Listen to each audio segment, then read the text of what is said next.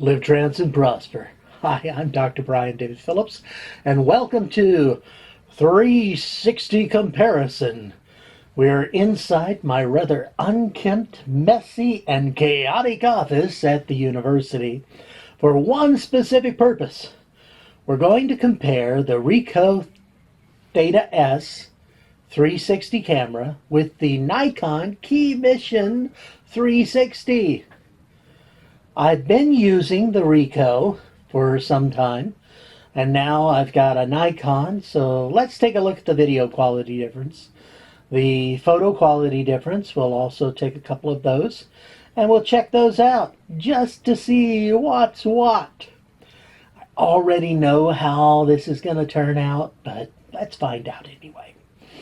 So, the Ricoh Theta S is a 1080p camera.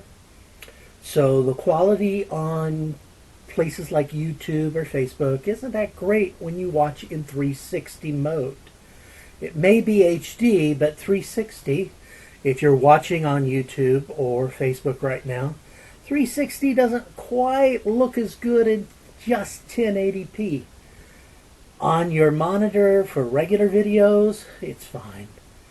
But for this sort of video, it gets stretched out. So it's almost as if you're watching one of those old 320p videos, which look like, shall we say, crap today. Yes, we will say they look like crap today. And so it's not quite up there for the video quality, as you can probably tell, because you should be watching it on the Theta S right now. Now let's switch over to the Nikon. The Nikon KeyMission 360 just came out. I just got mine. And it's a 4K 360 camera. So the resolution's going to be a lot better. Now it has some problems and it has some advantages. This adds ads over the Ricoh camera. For one thing, 4K. 4K is pretty much the minimum considered the minimum for watching 360 video. And if you're watching on YouTube or Facebook, you probably saw a quality jump when we switched over to the Nikon.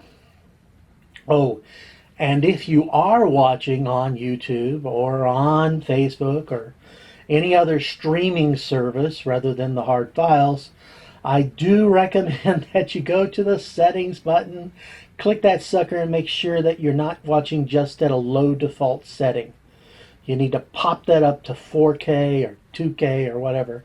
1080p is not going to cut it, so move it to the highest resolution available and notice the difference between the two cameras.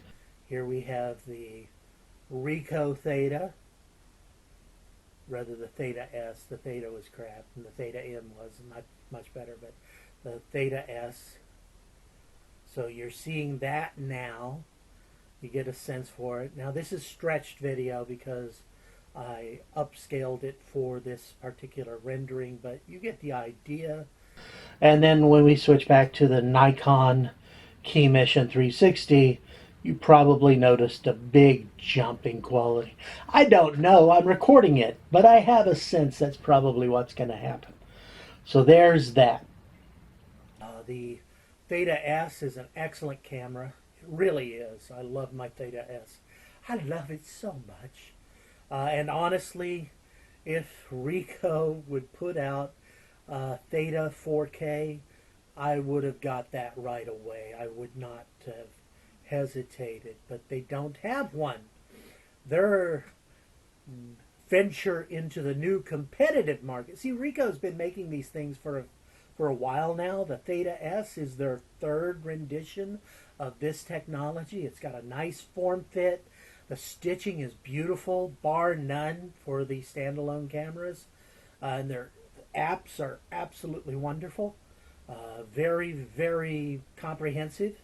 Well worth the time.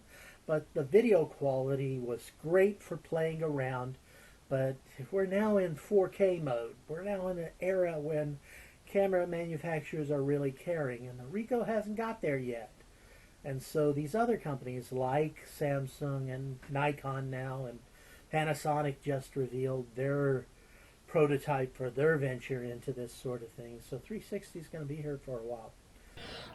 Now the Nikon is a new camera. Nikon obviously has a really strong name for camera manufacturing, and they're very good with their cameras. And it is a solid camera. Reviews are often, this is a great camera, but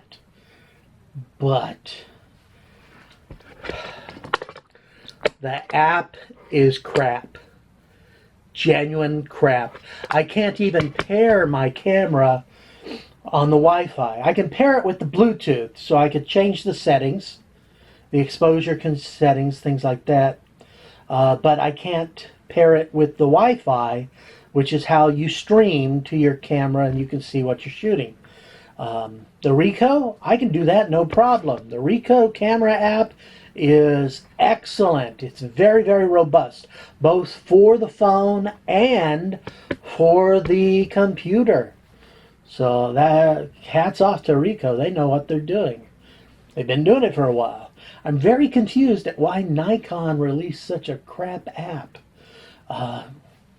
Guys, look at what the other manufacturers are doing. Honestly, I don't know why the Nikon engineers and programmers didn't look at the Ricoh, because it was the first mass market 360. They should have looked at that and they should have said, you know, our camera is going to be a much higher scale camera than this. It's so maybe our software should reflect that higher scale. Genuinely, guys, you dropped the ball.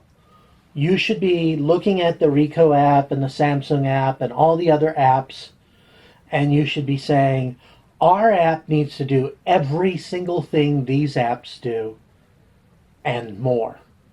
Because you are charging a premium for this consumer 360 camera.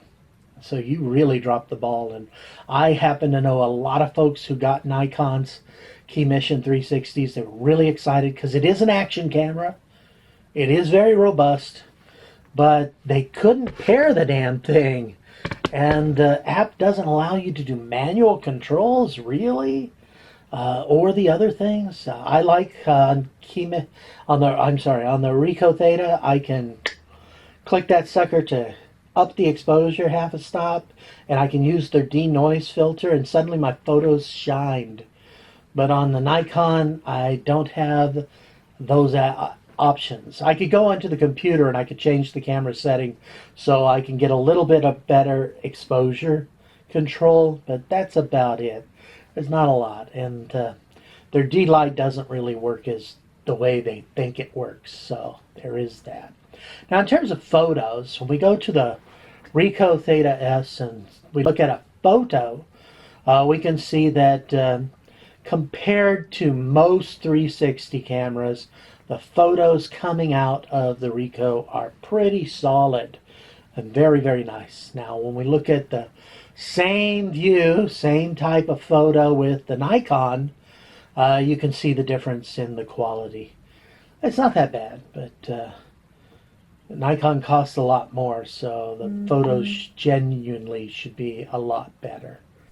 Now, back to the Ricoh video quality, you can see that, and now the Nikon video quality, you see that, and so you can see where we're coming from. I'm probably going to hang on to my Ricoh. Well, it's a nice camera, damn it. Actually, what's going to happen is I'll play with my Nikon for a while, and then my wife has already told me she's taking my Ricoh, and that's great, because she doesn't have a 360, and this will allow her to make some, but she's probably not going to carry it around like I carried mine. I always had it with me. Now I'm going to always have the Nikon with me, and so there is that. I wanted to make a really quick comparison for you. The Ricoh Theta S, yay, hey Ricoh, and the Nikon KeyMission 360. Ooh. And you get to see my office, which a lot of people don't get to see my office on account that it's a hazard zone. Actually, it's like my brain. My mind is cluttered. My office is cluttered. And looking on my wall, some of you probably have already noticed that dude's a narcissist. No, I'm not a narcissist. I just pretend to be one in real life. Some of you are saying, he's got a lot of toys. They're not toys, damn it. They're action figures. And they're here for professional reasons, as I do teach science fiction and fantasy courses at the undergraduate and graduate level at university. So life is good. Alrighty, so that's the Ricoh Theta versus the Nikon 360. I'll play with them both for a while, mostly playing with the Nikon because it's the new toy. The new toy. It's not a toy. It's a professional piece of equipment. Yeah, that's it. Let's go with that. Until next time, this is Dr. Brian David Phillips saying, live, trans, and prosper. Please remember to like this video, comment, ask questions. I'm open to questions. And, of course, subscribe. Bye-bye.